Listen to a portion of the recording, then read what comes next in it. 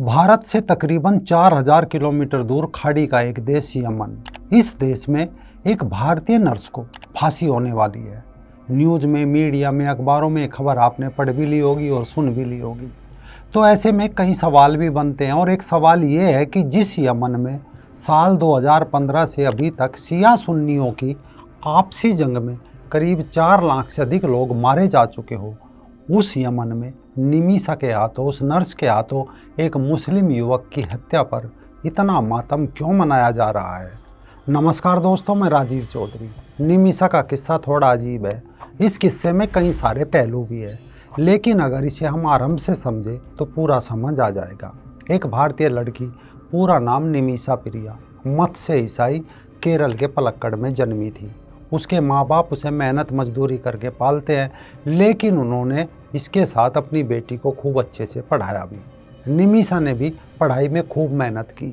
साल 2008 आते आते उसने नर्सिंग की पढ़ाई पूरी की और कुछ दिनों बाद केरल के एक प्राइवेट हॉस्पिटल में नौकरी शुरू कर दी।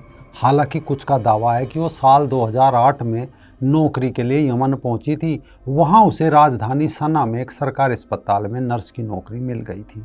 बहरहाल वो पिछला किस्सा आगे बढ़िए।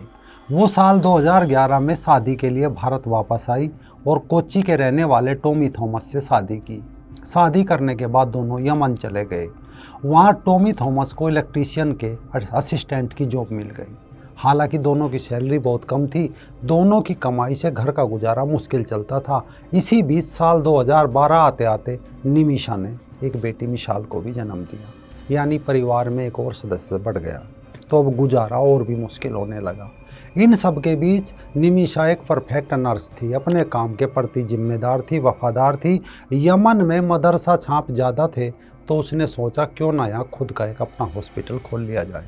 अपना हॉस्पिटल हो जाएगा तो थोड़े ज़्यादा पैसे मिल जाएंगे, ज़िंदगी भी ठीक चलने लगेगी। निमिषा जिस हॉस्पिटल में काम करती थी उसका मालिक था शेख अब्दुल लतीफ़। हॉस्पिटल में मरीज आते थे। निमिषा की उन सबसे अच्छी जान पहचान हो गई थी। अब्दुल के हॉस्पिटल के सामने एक बुटीक था जिसके मालिक का भाई था तलाल अब्दो मेहदी। अक्सर हॉस्पिटल में आता जाता था।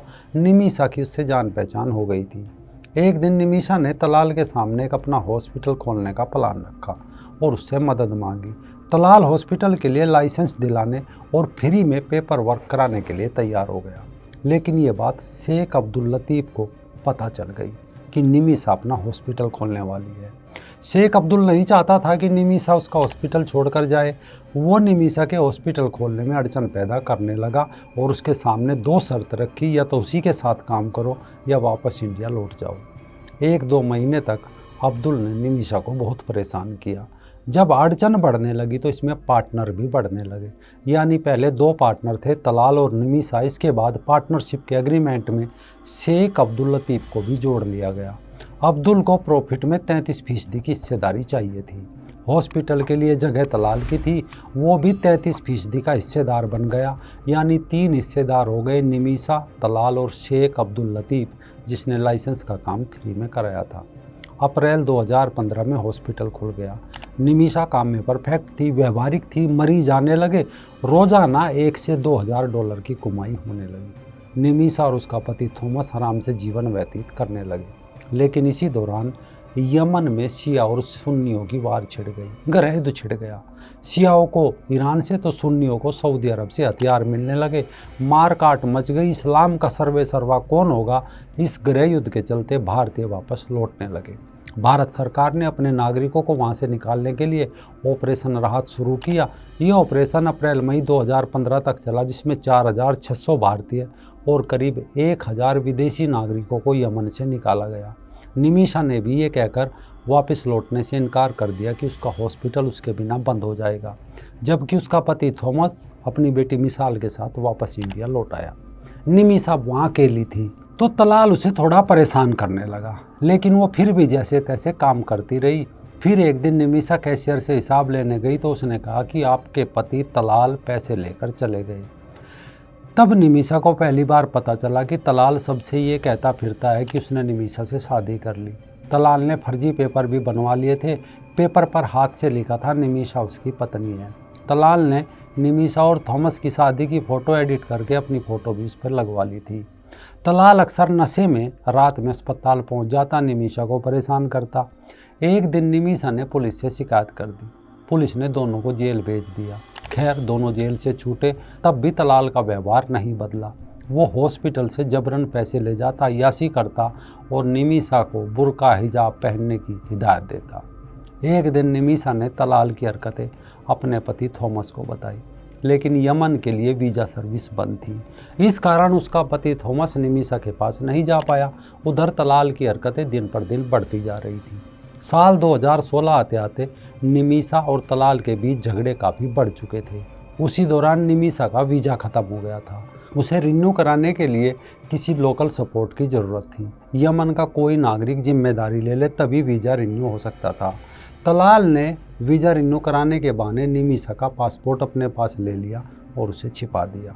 निमिषा मजबूर हो चली थी, यानी अब वो पूरी तरह से तलाल के चंगुल में थी। ऐसे में वो विरोध भी नहीं कर पा रही थी।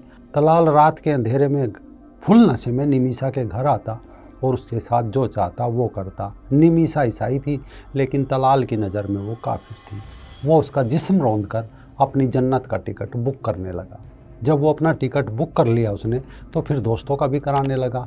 कई बार दोस्तों को उसके घर लेकर आता और निमिषा पर उनके साथ संबंध बनाने को मजबूर करता। निमिषा ने कई बार पुलिस स्टेशन में तलाल की शिकायत की। वो जेल भी गया। जेल से छूट कर आता, फिर परेशान करने लगता। शरीयत के अनुसार हॉस्पिटल की इनकम भी तलाल को मिलने लगी। एक बार फिर झगड़े में निमिषा को जेल भेज दिया गया। जेल की वार्डन निमिषा को पहचानती थी, उसके हॉस्पिटल में आती जाती थी। निमिषा ने उसे सारी बात बताई। तलाल ने उसका पासपोर्ट रख लिया, ये भी बताया कि वो इंडिया नहीं लौट पा रही है। वार्डन ने उसे सलाह दी कि तलाल को किसी दिन बेहोशी का इंजेक्शन लगाकर पासपोर्ट निकाल सकती है। अब निमिषा किसी भी तरह पासपोर्ट हासिल करके अपने बेटी के पास लौटना चाहती थी। फिर एक दिन तलाल नशे में निमिषा के घर आया और ड्रग्स लेने लगा। तभी निमिषा ने उसे नशे का एक इंजेक्शन लगा दिया। इंजेक्शन लगते ही थोड़ी देर बाद तलाल ज़मीन पर गिर पड़ा और मर गया। बाद में पता चला नशे की ओवरडोज से उसकी जान चली गई। तलाल की मौत के बाद घबराहट में निमिषा ने गलती कर दी। घर के निचले फ्लोर पर रहने वाली अपनी दोस्त हनान को बुलाया। हनान ने सोचा कि किसी को पता ना चले, इसलिए उसने तलाल के शव के कई टुकड़े किए और तलाल को फेंक दिया। लेकिन बाद में दोनों पकड़ी गई। कोर्ट ने हनान को भी निमिषा के साथ दोषी करार दिया। ट्रायल कोर्ट ने साल 2020 में निमिषा को मौत की सज़ा सुना दी, लेकिन हनान को उम्र कैद की सज़ा सुनाई। युद्ध की वजह से यमन की कोर्ट में याचिका डालना बहुत मुश्किल हो गया था। पेपर वर्क बहुत मुश्किल था। कोर्ट के पेपर को ट्रांसलेट कराना भी टफ था। अतः केरल सरकार और भारतीय विदेश मंत्रालय ने साल 2021 में भारतीय दूतावास के जरिए एक वकील नियुक्त करने के लिए कहा, लेकिन तब भी कोविड का दौर था। प्रतिबंध की वजह से वकील यमन नहीं जा सका। तब भारत सरकार ने अपने खर्च पर निमिषा प्रिया के लिए यमन में काउंसलर नियुक्त किया। ट्रायल कोर्ट में निमिषा की याचिका साल 2022 में खारिज हो गई। यमन की सबसे बड़ी अदालत ने भी 13 नवंबर 2023 को अपील खारिज कर दी और यमन के मौजूदा कानून के तहत मौत की सज़ा पाए कैदी को कोई राहत मिलना मुमकिन नहीं है। बस एक रास्ता था और वो ये था कि निमिषा का परिवार तलाल के परिवार से माफ़ी मांगे, उसकी मौत के बदले जितनी रकम मांगी जाए वो दे दे। दोनों पक्षों में समझौता होने के बाद ही कोर्ट दोषी की सज़ा माफ़ कर सकती है। यानी यमन की सत्ता, उसका शहर सना हुती आतंकवादियों के कब्जे में है, जो भारत को अपना दुश्मन समझते हैं। यमन के हुती रेड सी में भारतीय नौसेना के जहाज़ों पर भी हमला कर चुके हैं। साथ ही इजराइल की मदद करने की वजह से भी भारत को वे अपना दुश्मन समझते हैं और सभी रिश्ते भारत से ख़त्म कर चुके हैं। तो वो अपना बदला निमिषा से लेने लगे। शरिया कानून में मुल्लाओं के आदेश के बाद राष्ट्रपति से मंजूरी लेना ज़रूरी है। इस वजह से मौत की सज़ा के आदेश को राष्ट्रपति रसद अल अमीमी के पास मंजूरी के लिए भेजा गया। राष्ट्रपति रसद ने सज़ा को मंजूरी दे दी।